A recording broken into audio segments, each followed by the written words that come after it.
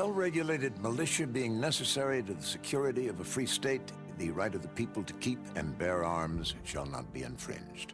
The Second Amendment. Today, Leigh and I are very excited about this episode of our podcast. We are joined with Kevin Gothorpe. And Kevin, typically I like to ask a question right out of the gate, and that is, what does the Second Amendment of the U.S. Constitution mean to you as an individual? Well, it's not the question I expected, but that's a great way to start. I guess it protects that's a pretty loaded question. I wish from what I understand is that it protects the individual's right to own a firearm, within the parameters of a well-armed militia. So, yeah. Gotcha. Very good. And I just want to let everybody know that how we got together was I put a post on Facebook inquiring if there was any interest by anybody to have an opposing view, conversation, not a debate, right, but conversation to discuss gun regulation, gun restrictions, and just overall thoughts on what should and maybe should not be allowed.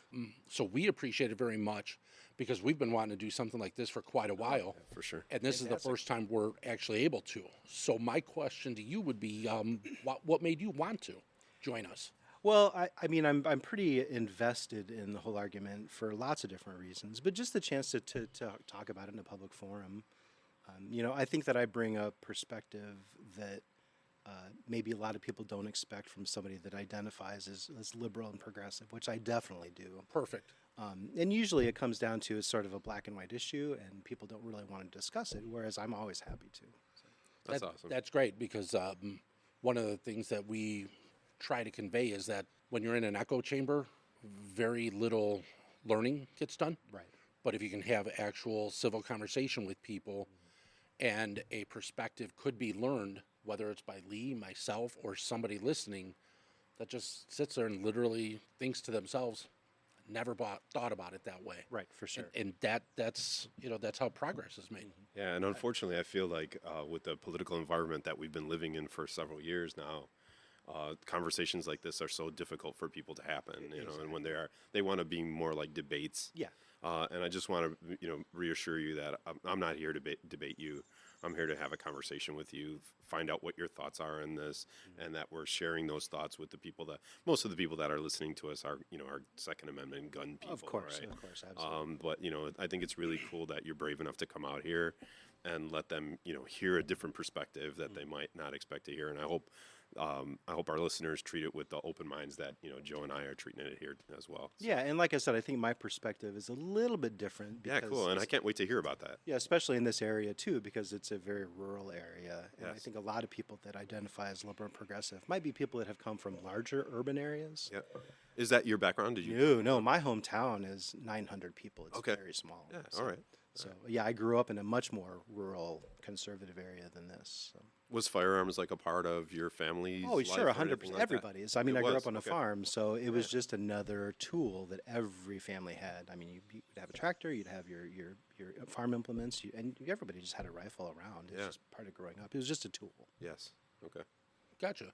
Now, you had said that you feel vested in your perspective.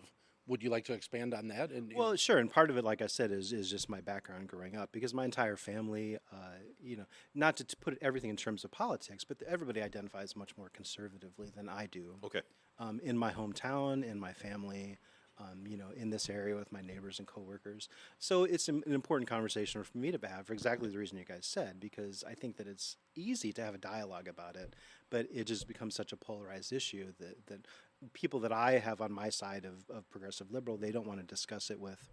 You've heard all of the disparaging remarks about people that are pro-gun. Oh yeah, you should be afraid to meet the right-wing kooks. Exactly today, right? Exactly yeah, right.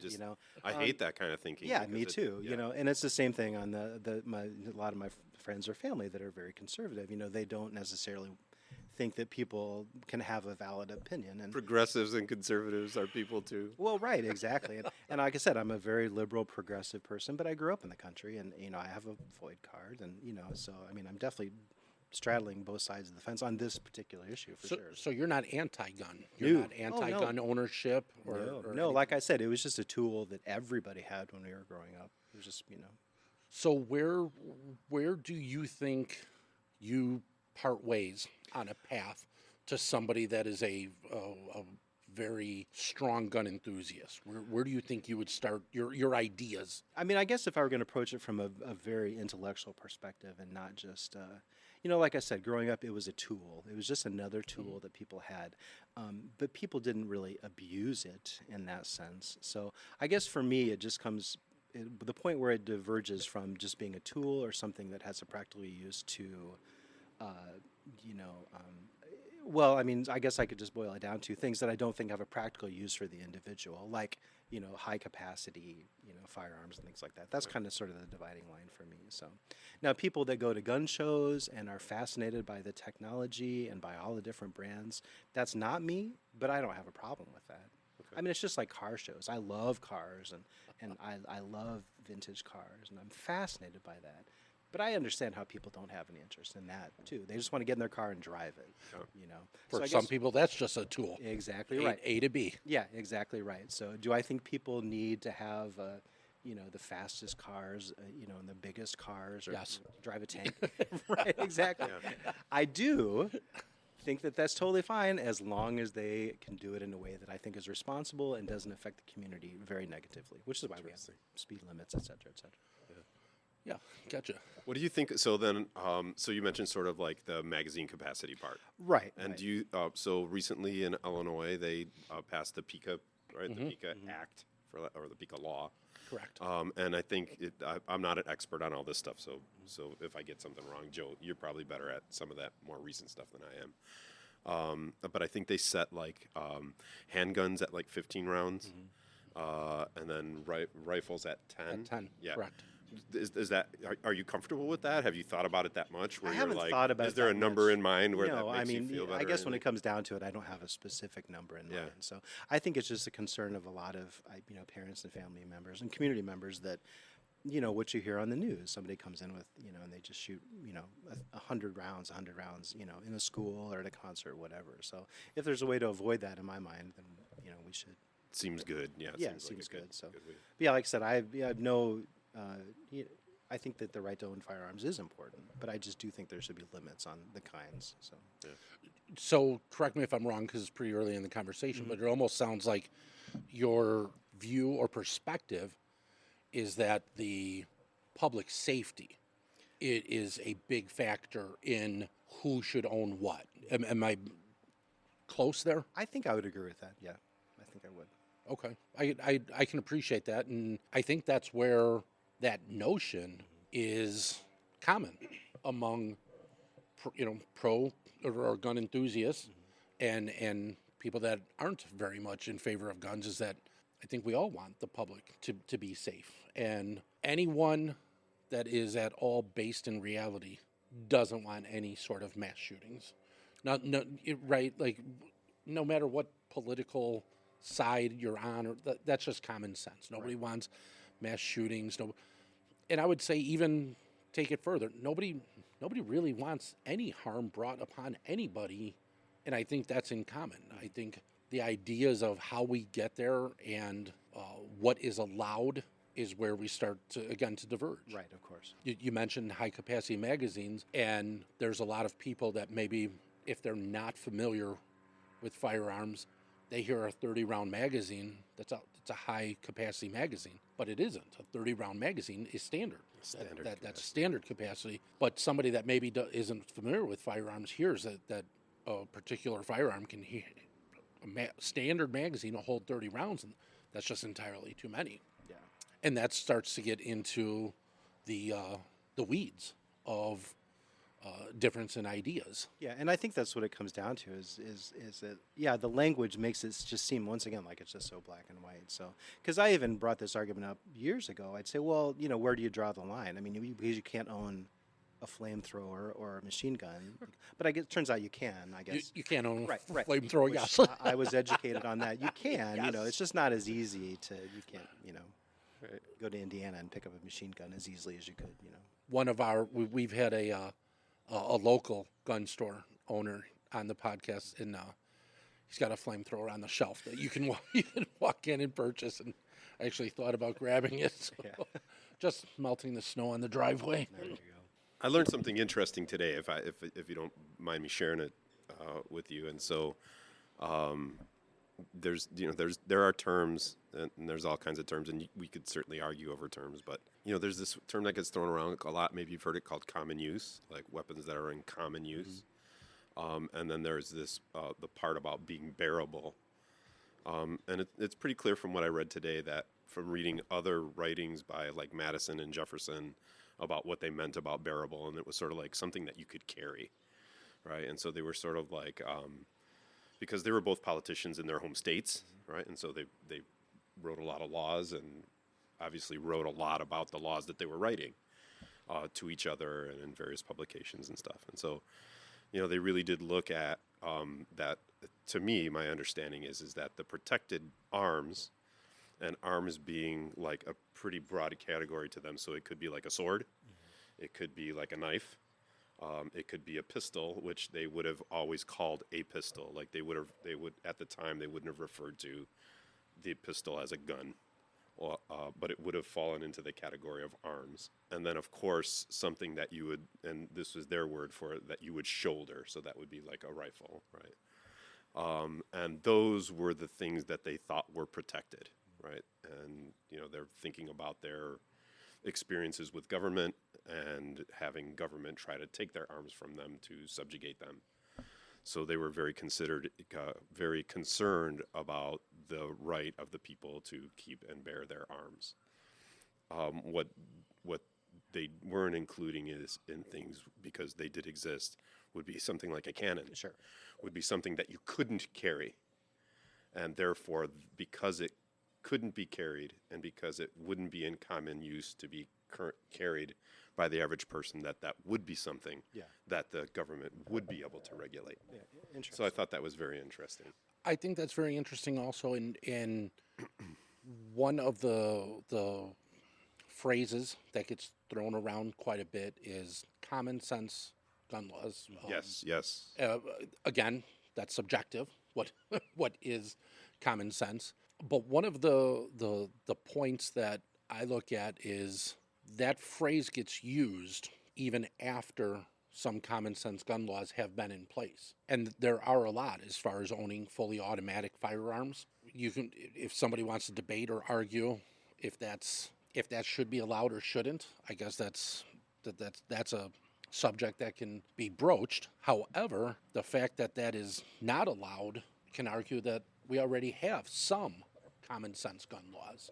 We are not allowed to own absolutely everything. So if we already have common sense gun laws, why do we need to keep implementing more common sense gun laws? Is it under the guise of safety? Like here in Illinois, I believe it was, you might know better, 2012, when we were finally able to get a concealed carry license. Yeah, that sounds right. For a long time, obviously, all the time before that, we couldn't. How do you feel about people walking around carrying firearms as a licensed individual? As a licensed individual, I'm comfortable with it. So, I think you have to educate me on this because I don't know. People have to go through training to get their concealed carry. 16 hours. That's what I thought. Yeah, yes. yeah, I'm comfortable with that. It's what I'm not comfortable with is what a lot of other states seem to have a less regulation. Yeah, there are or some where less it's enforcement, constitutional carry where Right. you could just go ahead and Right. carry.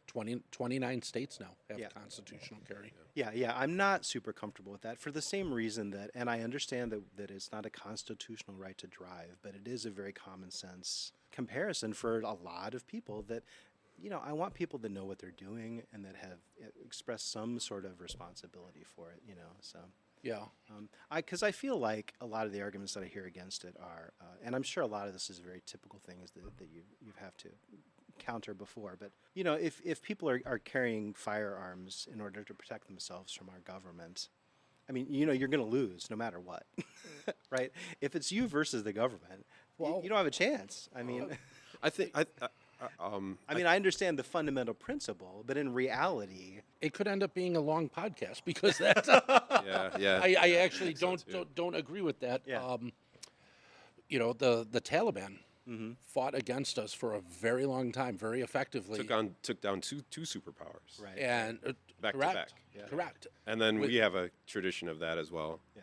No, Yeah. no one expected the United States to kick England out of the United States. Good point. Good point. We had some help from the French. But We did. We later on we did. Yeah. Yeah, absolutely. But I want to jump back to something you said regarding getting a concealed carry permit, because this is one of those areas where I definitely, I don't want to say fall on both sides, because you can really only fall on one side, but I can appreciate each side. I think from a personal standpoint, if somebody is going to carry a firearm, due to the enormous level of responsibility that is, to not do any training is foolish. Yeah. Just continued training, even not just train, get good, pass whatever test or qualification, and then stop.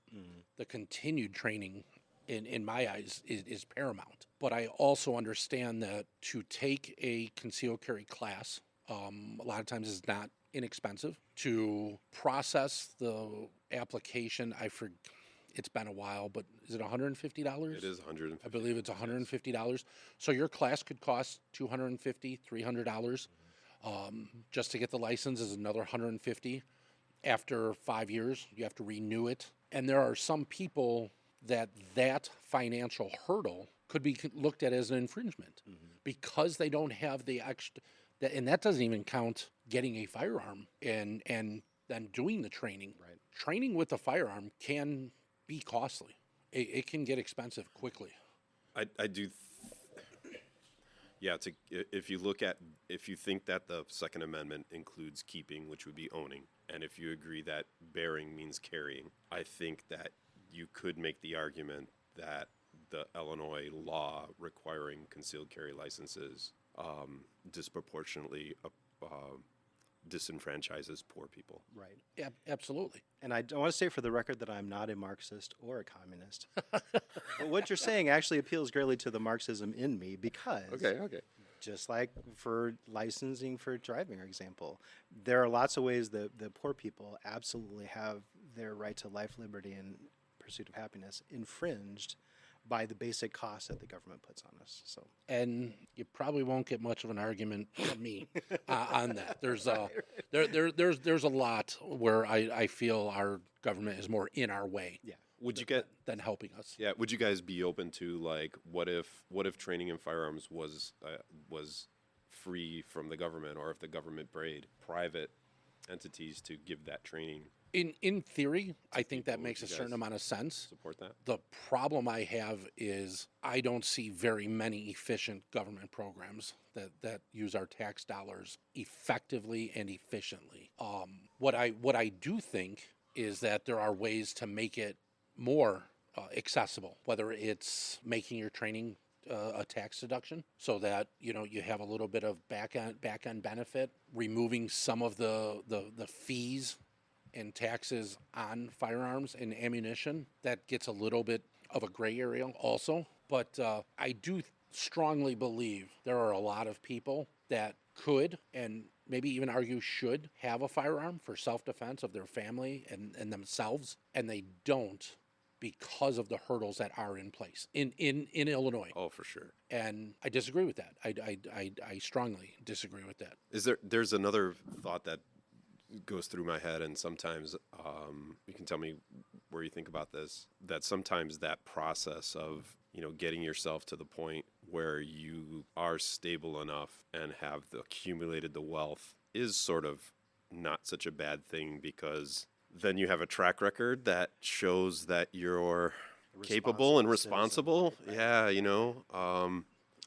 there's a part of me that goes, okay, restrictions are bad because it can, rule out a whole class of people from exercising a right. Then on the other hand, maybe sometimes you want that to sort of be more restrictive, because it makes sure that only the best are exercising rights that are more complicated. Or It just gets touchy for me, because go ahead, even we go back to the Constitution, who could vote according to the original Constitution? Only landowners, right? Yeah. Only male landowners could vote, which doesn't really seem very democratic when you stop and think about Right. what America has become. So I'm afraid if it veers into that territory, it's kind of bad. Because one thing that I do agree with is, if you have a history of mental illness, or if you've had a domestic violence, I feel very comfortable restricting gun ownership for those people.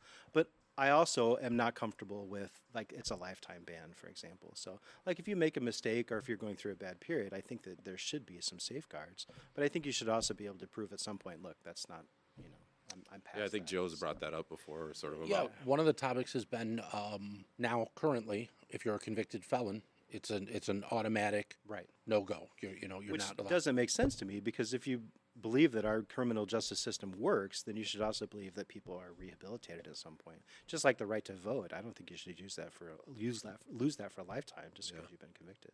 Like, Right. once you've done your time, then you've done your time. Yeah, you paid your debt to society, so to Exactly, speak, and yeah. yeah. and okay, that's been interesting. my stand it as well. Yeah. You once you're back out in society, your right of free speech, Yeah. your right to privacy, all those other rights are given back to you. Right. Yeah.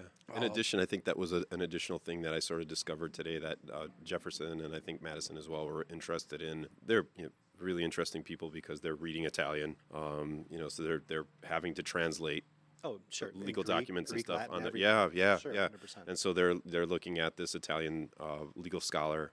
His name's going to escape me right now, but they were really looking at how to make laws better.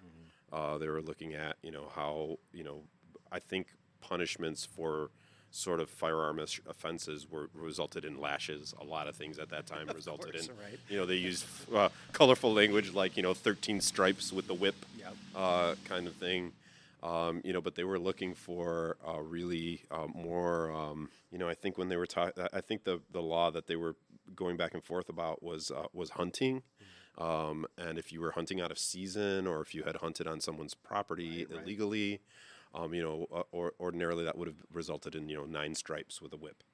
And then they were sort of saying, well, let's get away from that, but let's make the punitive measure that you can't bear your arm in public, but it would only have been for a certain amount of time. Right. So it would have been for a year where that particular person who hunted inappropriately and was found guilty would not be able to carry an arm in public because obviously you were doing bad things with it. And so the punishment is you don't get to do that, but you would get that right back at some point. I think I know the answer to this, but I'm going to ask. What is your opinion on a teacher being able to have a firearm in school?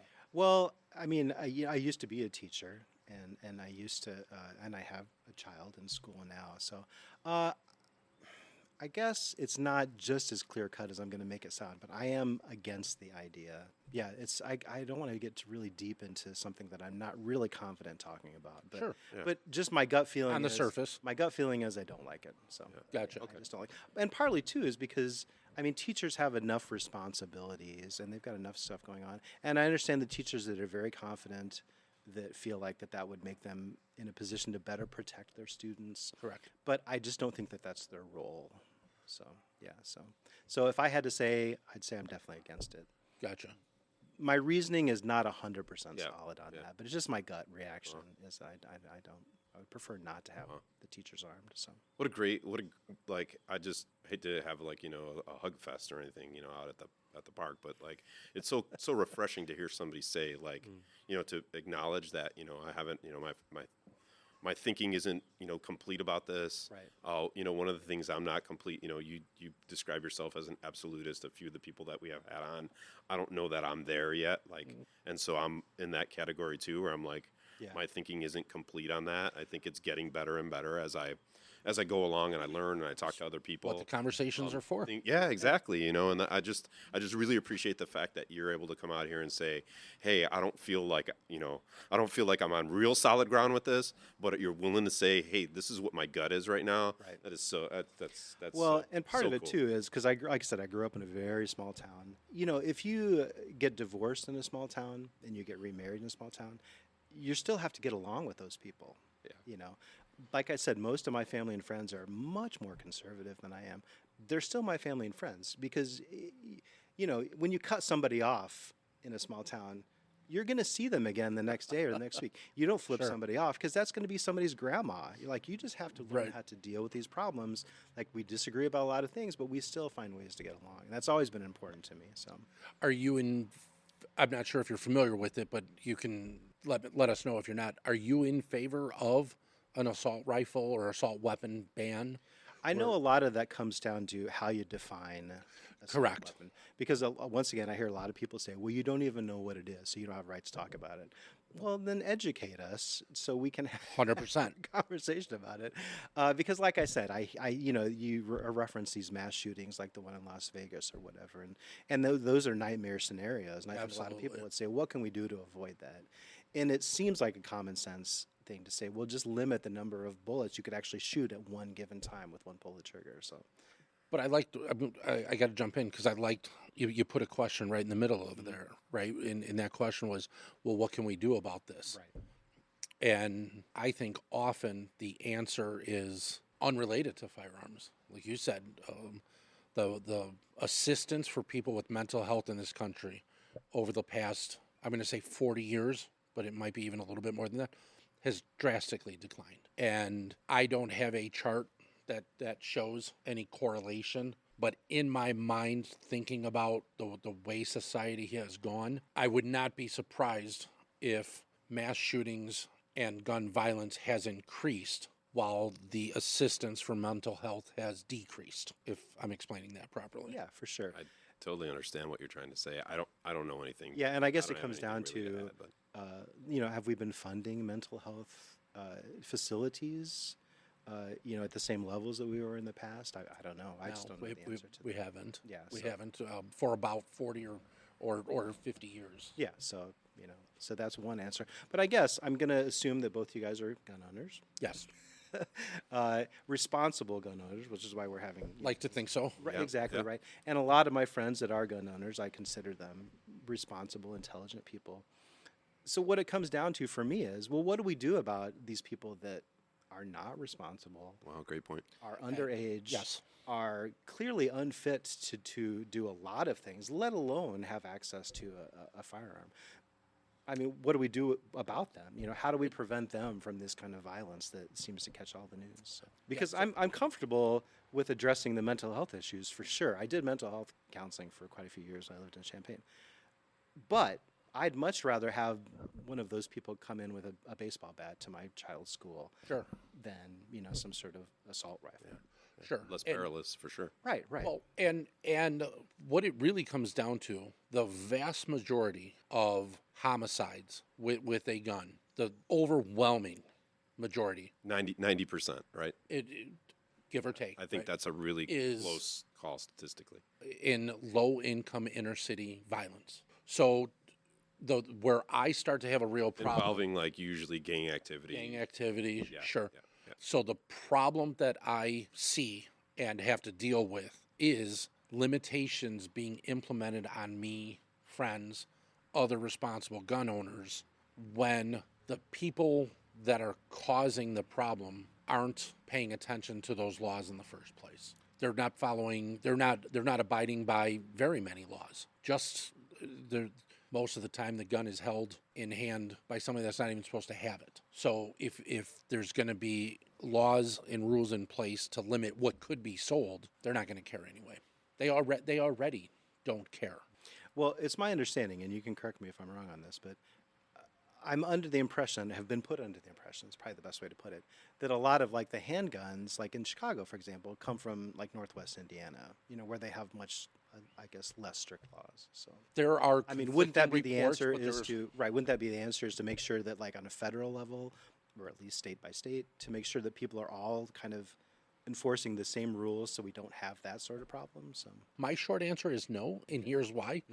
I think it's a problem with the people. It's not a problem of lax laws in Indiana, otherwise, or Wisconsin, or anywhere else. sure. Otherwise, Indiana would have all of those same problems. So it's not. It's the person using the device, as opposed to what the device is or how or where they got it. I don't know if we can realistically legislate our society into that group that is so hell-bent on committing those crimes from getting those firearms. Yeah, and I think I'm on safe ground. I think that the federally, I don't think that there's a state in the union that you can buy a gun without a background check. And so anyone who's buying a gun Correct. in Indiana Sure.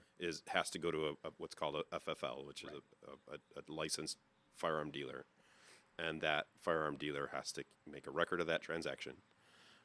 They have to maintain a record of that transaction, and they have to call into an FBI database to approve or disapprove the sale of that particular firearm. And so I think the only differences in laws might be the waiting period.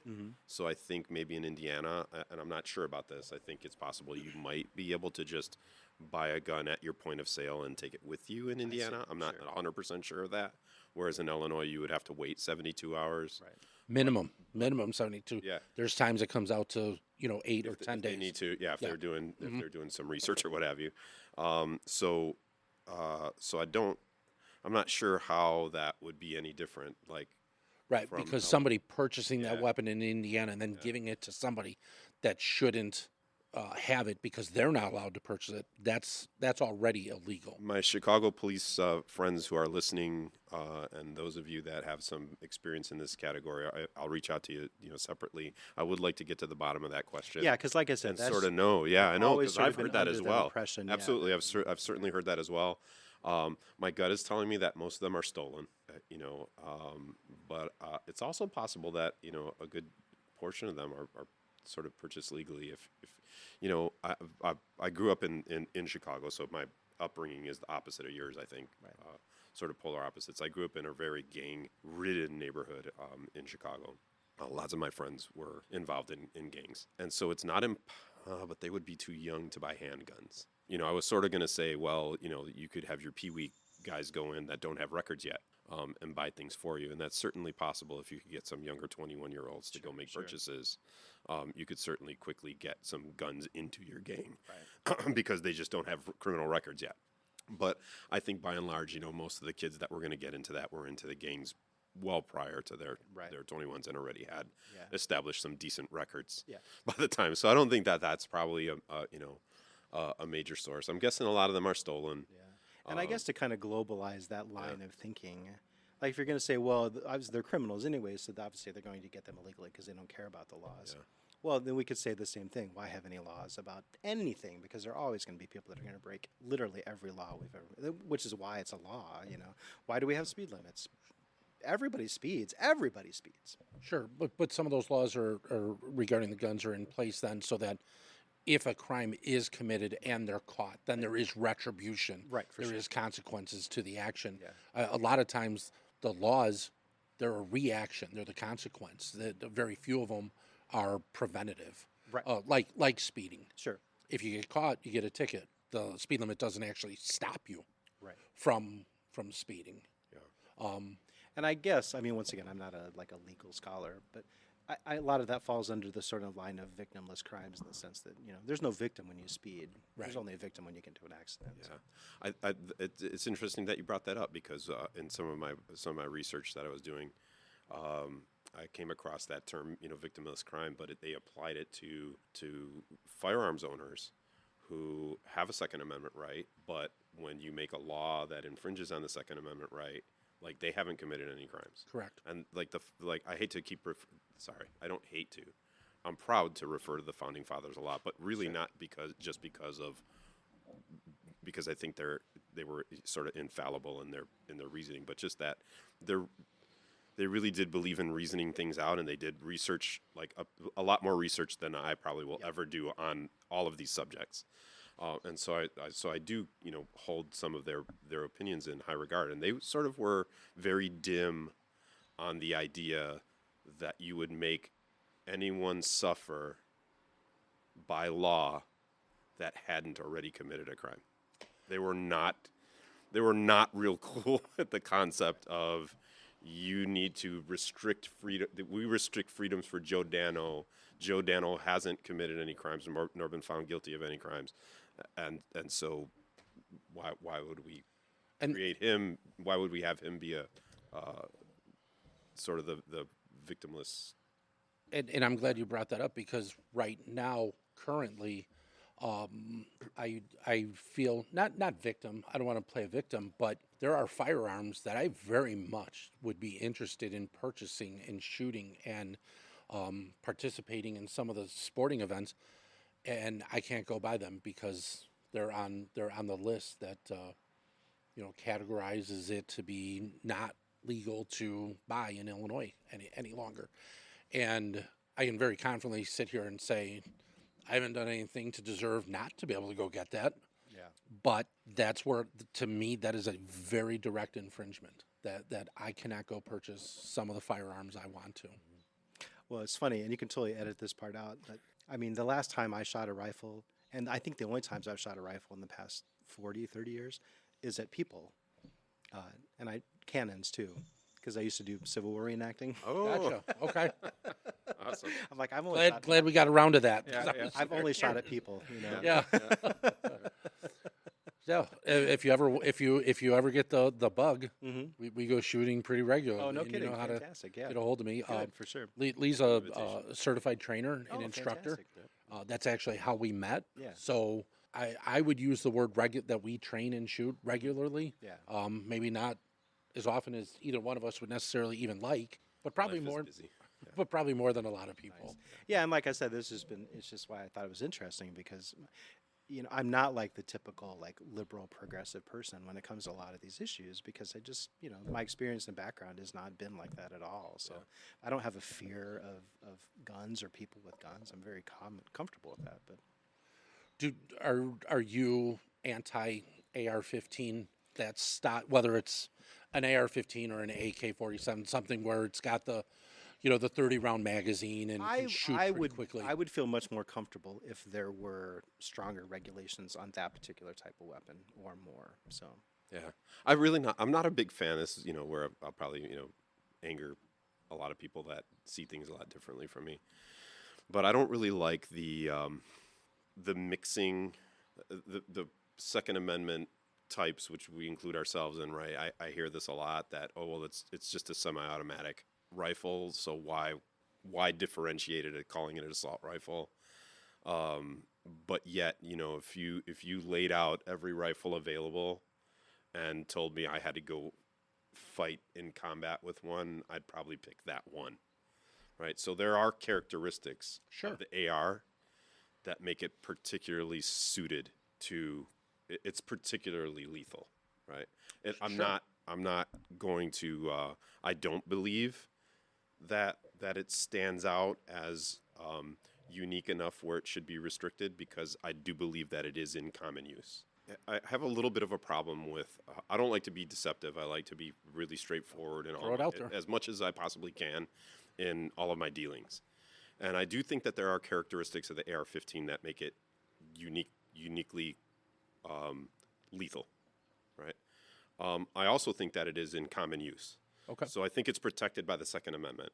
And so I do think that the Second Amendment shall not be infringed. And I think if you haven't committed any crimes that would warrant you not to be able to exercise that right, I think you should have the right to own the AR-15 because it is in common use. But I don't like us sort of saying, that it's not sort of special. And I know that we're doing that because it seems to be that the laws are focusing in on this if a weapon is dangerous and unique in some sort of way, that you could restrict it. But I think the overriding principle is it in common use? And for sure, just because the military has used that weapon since Vietnam, that's automatically going to make it a weapon that is in common use.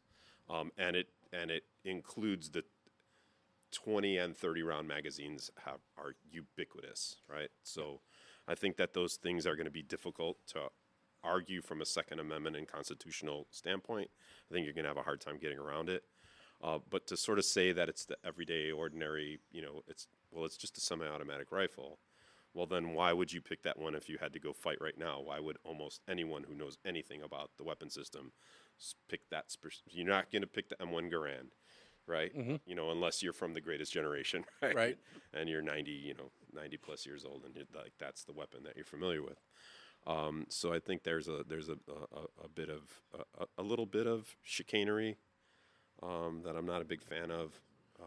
You're talking maybe from the NRA side to Yeah, just sort of like the just to Second Amendment soften side. maybe what that firearm is. Yeah, let's not let's not be deceptive in our speech and our stuff. Yeah, it's a fighting weapon.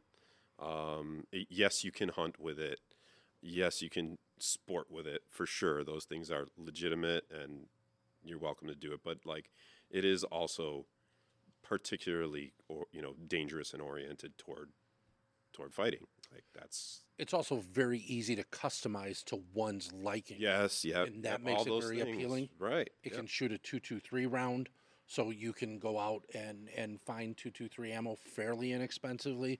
So I think there's a lot of things about that firearm that make it appealing to a lot of people, which makes it in such common use. Yeah. Yeah. You know, as opposed AK-47, it's more expensive to buy that ammunition. So anybody that's buying ammunition just based on a price point, .223 is going to be less expensive. I think that the standard is not there's dangerous speech, and I'm not into limiting dangerous speech. Right. Well, and like I said before, I think that one of the losing battles is when you're telling people, well, you can't even define assault rifle, or you have no idea what you're talking about. Right. Well, it's not really going to help anybody if you could just say, well, no, let me educate you a little bit on this. Because this is what people on the progressive liberal side hear all the time. Well, you have no idea what you're talking about, so your opinion has no validity. Yes. Well, if we said that about every single issue that affects Americans, nothing's going to get done. Well, in from my point of view, because that is something that I'll ask somebody if they say, oh, I think we should ban assault rifles. Then I'll say, okay, then what is an assault rifle? Exactly. Right. And the reason I ask is because the phrase assault rifle or assault weapon became prominent to use because in the late 80s, Josh Sugarman wrote a paper, and it was given to Congress, the Democrat side of Congress, and he was encouraging using the phrase assault rifle or assault weapon, and specifically in his paper said in order to confuse the masses, because there's a huge portion of our society that is just unfamiliar with firearms. And they're not in favor, they're not against. There's just literally an ignorance, not in a bad way, just a lack of knowledge. And if that group could be confused and get them in favor of something that's so dangerous, then it becomes a political volleyball. Right, for sure. And it gets used. And that's that right there, that fact is a big reason why I don't like the phrase. And the law that went into effect at the beginning of the year, it's been in effect a little bit longer, but there was a deadline as far as like registering what you could buy and can't buy. The Ruger 1022, which you may be familiar with because there's so many people, that was the first firearm they ever shot, right? It's a little .22 rifle. So the Ruger 1022 is available in several different, I'll call them platforms, but basically a different stock, different barrel, thickness of barrel. But in Illinois right now, Yeah, if there's one rifle that's more customizable than the AR-15, it's probably the Ruger 1022. so right now I can go to most any gun store and probably buy a Ruger 1022 off the wall. But there is a version of the Ruger 1022 that I cannot buy. And only because it has a stock that's an AR-15 stock and it has a threaded barrel. And every other component of that firearm is the same as every other Ruger 1022. Same magazine, same firing assembly, all of that stuff.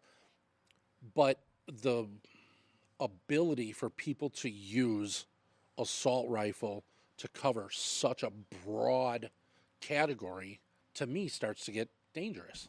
Yeah, well, and I think it just comes down to language, like I said, because I think that sometimes people use that language to just shut other people down, and that's, it's just, nothing's going to get accomplished if that's the case. So, I mean, I hate to keep using car analogies, but they just make sense to everybody.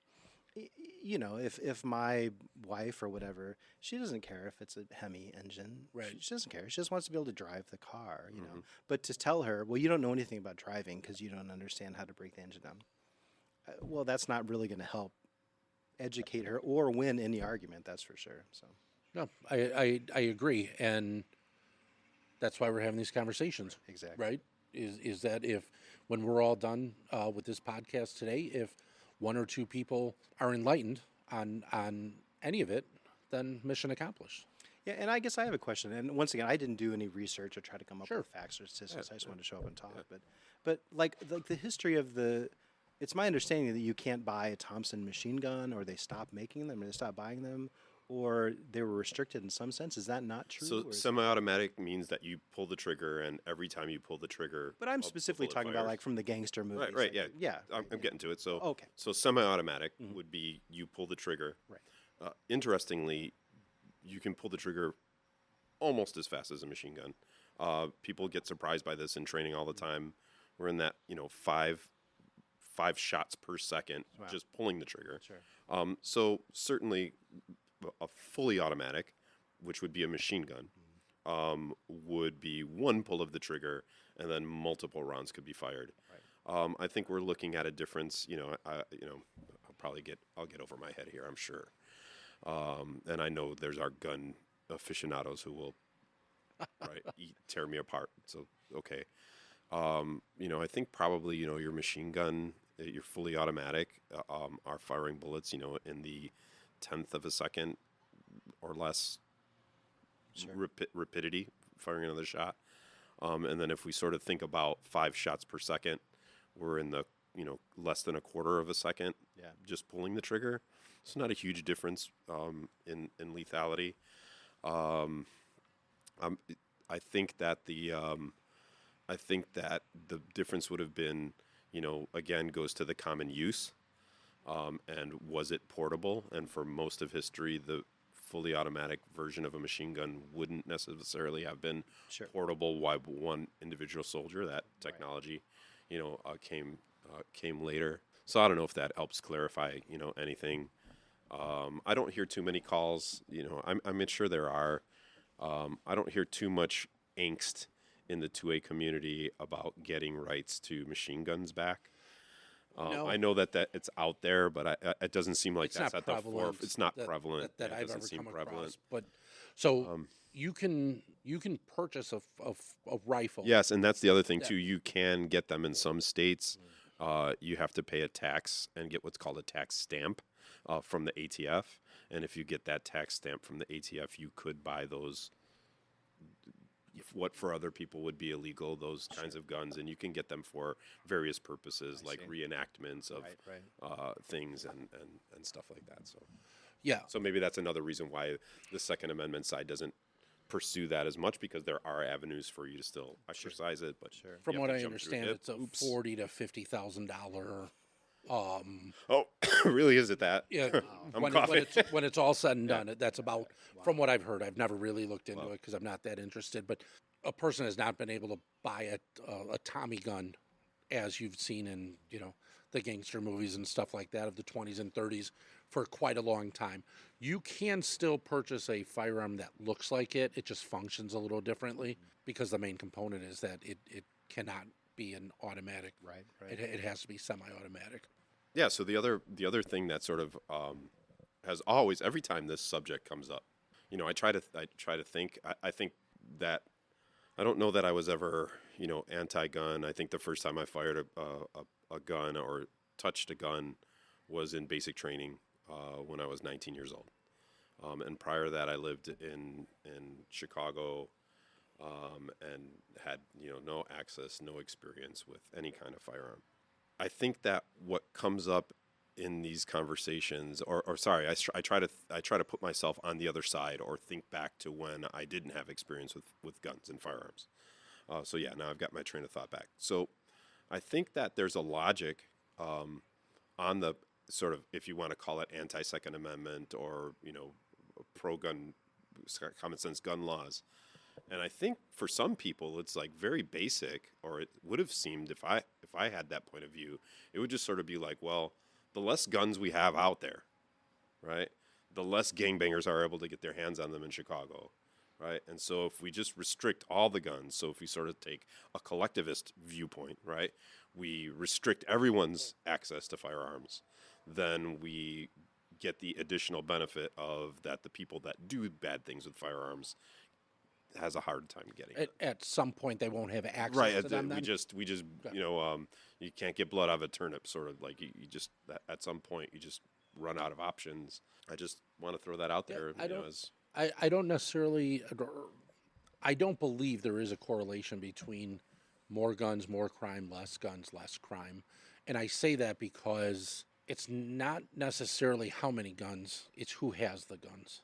I forget the number now, but I'm going to say in the country, there's about 340 million people in the country, and there's something like 405 million I hear firearms. I saw something between 30% of Americans have guns, between 30 and 45%, I think, Okay. as of 2024.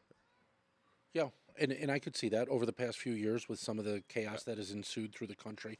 More and more people have decided to get a firearm. Yeah, I saw whether that in my business quite a bit. People that would have never contemplated, like it's sort of like the things that were happening drove people into my arms. Absolutely. I've got a question for you though, Kevin. If in a perfect world right now, if you could just jot down one or two laws or ordinances, what additional restrictions would you like to see? I guess in a perfect world, I would get rid of. This is not going to be popular with your listeners. I would get rid of all handguns like tonight. Oh wow! I Really? would, Interesting. because their only purpose is, we're just talking typical handguns, is to kill other people, right? So when it comes to talking about gangbangers or violent husbands or whatever, I do think if you got rid of all handguns, there were definitely fewer handgun shootings. I got to be honest with you. Yeah, Wasn't and the that's answer sort I of was that expecting. logic, right? That's what I would do. Rifles and things like that. Once again, I think that responsible ownership is fantastic, and it's just a part of my past. But like handguns, and have I shot handguns and has it been fun? Yeah, absolutely. Yeah, no problem. But if you didn't need them for self-defense because other people didn't have them either, you know what I mean? That would be my one thing in a perfect world. So, Right. is that an answer for today's world? No, of course not. But that's one thing that I would do. So. So in today's world, is there one that you would like to see that you think like Why do you think that's unrealistic? Sorry, could we just go back to that? Like, why do you think that's? It's like the genie's out of the bag, is what you're saying? Proliferation. It just seems like it'd be impossible. I mean, we're going to have, even if we stop manufacturing handguns today, they're going to be in society for the next 200 years, just for. So I don't think that's realistic. But I think that would cut down on so much violent crime. If you use the South Side of Chicago as an example, Yes. but in any urban area, it's really handguns. I think. It I is. don't know what the statistics are. The concealability and the portability of it makes it Right, for drive-by shootings. But it does also make it the ideal for self-defense. Right. But once again, if that other person didn't have a gun, then of course you would still want to defend yourself to the best of your ability. Except if you were handicapped, or maybe if you were a woman. Of course. or if they have a knife. Right. Well, I'm just saying, like we know, even if you're a weaker man, right? The handgun makes the playing field equal. Right. And so you would be just to make sure we're clear, like you would be sacrificing that. You would make it not possible for a handicapped person to defend themselves in their home with a handgun. Right. They would And that have would to be try to get a rifle, which that would be the cost of that or decision. the cost of it. But I feel like overall that would have a pretty major impact on. Okay, cool. Yeah, I kind of agree. crime. I agree with you. Yes, yeah. I think in a perfect world, I see where you're coming from. And that's that argument, right? Just less guns, right? Or that specific Or type of gun. that specific type would make certain things And less commonplace. and where my mind goes then is, if somebody's going to walk up here and try and stab me, and I were to have a firearm that I can defend myself with, I could do that. If he has a knife and I have a knife, I'm not very good with a knife. I've never had any knife wielding training. Yes. But regardless of what you're carrying, I'd much rather somebody with a knife walked into this park than with a handgun if they were coming to get me. You know what I mean? So Sure. no matter what, I feel like at least I could try to run away. Right. I'm not the fastest guy. But Yeah. Gotcha. I actually was expecting, the whole, get rid of assault rifle answer. Yeah. I mean, I think once again, I don't know the statistics, but it just seems to me that's always been, certainly on a personal level, that's what I would fear more than anything else. Just And it's I think like from a criminal standpoint, that is 90% of the It sure seems like criminal it for crime is knock pistol- over liquor is store. Handguns, yeah. pistols, Right, it's yeah. overwhelmingly. there's a very small percentage of things that are committed with rifles, and then when you look at the AR-15, it's a fraction of that. In terms of numbers, yeah, and I Yeah. know that those are the horrific media grabbing. Yeah, the other part, but they are more perilous, and for the Right. reasons that we talked about earlier, like exactly. they lend themselves towards lethality. Yeah, but just Like in terms that's the last thing that you'd want the person that pulled up to the park today to come out of the for sure. vehicle with and start chasing us, For right? sure. Yep. Yeah. I'll take the Bowie knife over the AR-15 absolutely, yeah. any day. Right. Absolutely. And given the choice, I would have him have the handgun as opposed to the AR-15. Right. Right. Yeah, yeah. Sorry to surprise you like that. No, No, it's okay. that's why we asked. That's right? why, and that's what makes a good podcast, right? Like, Right. I'd be willing to bet most people that are listening was not expecting that answer. But it's interesting because the deadliest school shooting was done with a pistol. Yeah. That was Virginia Tech. Yeah. I believe it was 2 pistols, but no rifle to be found. So you going to go out shooting with us? I would like that. I would really like that. Yeah, I would do that. So. great. Yeah. Great. We'll have to line that up. We'd love to have you. Thank you. Thanks for joining us. Do you said you have a daughter? Uh-huh. I'm curious. Does she have a standpoint? Do you guys discuss firearms? No, Or not is it- so much. It's just never really, as far Probably as I not know, a co- it's- you know, it's not in everyday her sphere at conversation, all. yeah. Yeah, it just doesn't come up. Even when she was going through like the shooter drills at school or whatever, we never really broached the subject that much. So, Gotcha. which, let her kind of figure out what she wants to think about all that stuff. So, But it's not something you'd be opposed to if she came to you and said it was something that she became passionate about and wanted to protect herself. not at and- all. So, yeah. That's great. Again, probably because your background. Yeah, same thing. I grew Says up you, where it's yeah. just something that's what everybody had. It wasn't and you've heard all like the disparaging remarks about ammo sexuals or gun nuts. All the typical things that just I would never engage with that with her or with anybody I know because it's just useless. So. Yeah, gotcha. Okay. Did you have any other questions, Lee? Or I just try not to bash liberal progressives, because like that's my family. Yeah, and it's the And, same thing. Like I just wish we would just keep seeing each other as people and like well, and that's what it comes down not to. memes or because- what have you. Yeah, because I disagree with so much. But it's the dialogue, and at the end of the day, you're still neighbors, and you're still friends, and you're still going to do the things you're going to do. I mean, But I think and sorry to cut you off. No, my no. idea popped in my head. And I agree with both of you. And I think, at least I hope, that you feel like Lee and I have been reasonable. incredible. And I know that, we feel like your point of view is respected and reasonable, and you've listened to us. But on each side, there are people much more extreme than either of us. for sure. So where I run into my one of my biggest problems is the person that says, I don't like any of this. I don't want anything to do with it, and you shouldn't be able to have it. Right. And that's where that fighting or that arguing, that disposition of I'm right, you're wrong. That's you that should, victimless crime, right? Yeah, you should have to You listen, didn't. yeah. You didn't make a victim out of anyone, but yet I can't go you're by it. punished somehow. Correct. Right. And I think that there just has to be. I mean, there's so much gray in there. So you can't buy lawn jarts anymore, right? Because somebody got one in their head. Right. No, that's absolutely right. Interestingly, like I think there's two roles for the Second Amendment, Mm-hmm. and one role is personal protection, self-defense, and the other role is to act as a deterrent against tyranny. Yeah. So I do think that there is a role for them in both. As of today, the AR-15 would be the ideal weapon for deterring tyranny. But I've said this countless times in my training with people, is that if I were to pick one type of firearm for personal protection, it would be a handgun. Right. And so I would just be like, I'm conflicted because I hear your argument. Right.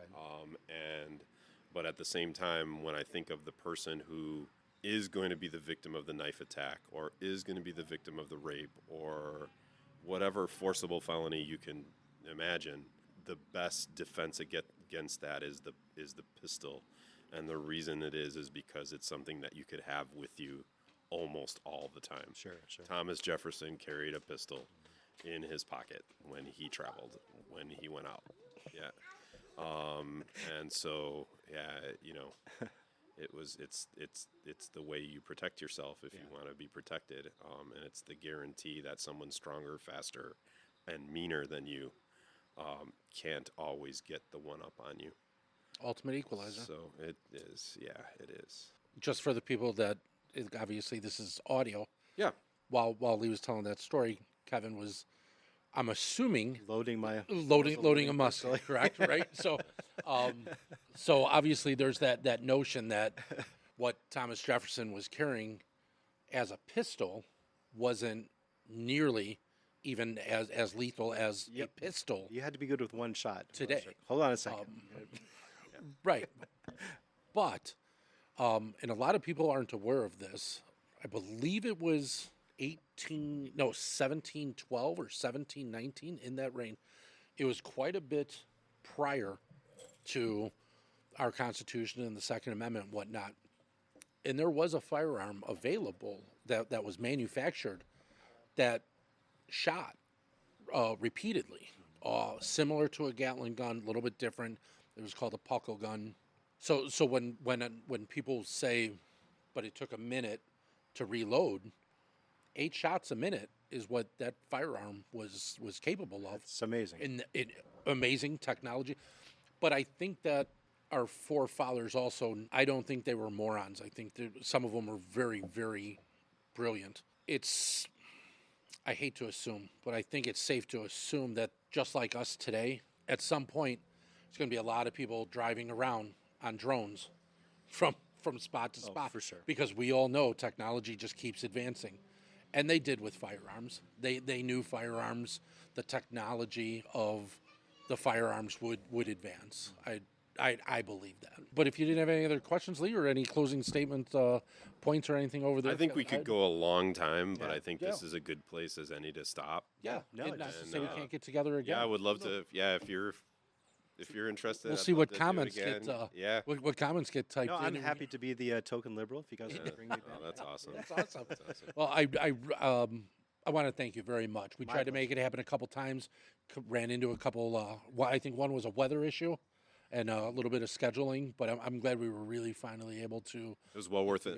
Good. Yeah, Me too. absolutely. Yeah, thanks for having me. I really enjoyed it. That was a joy. Yeah, we'll do it again. Fantastic. Thanks very much. Thank you.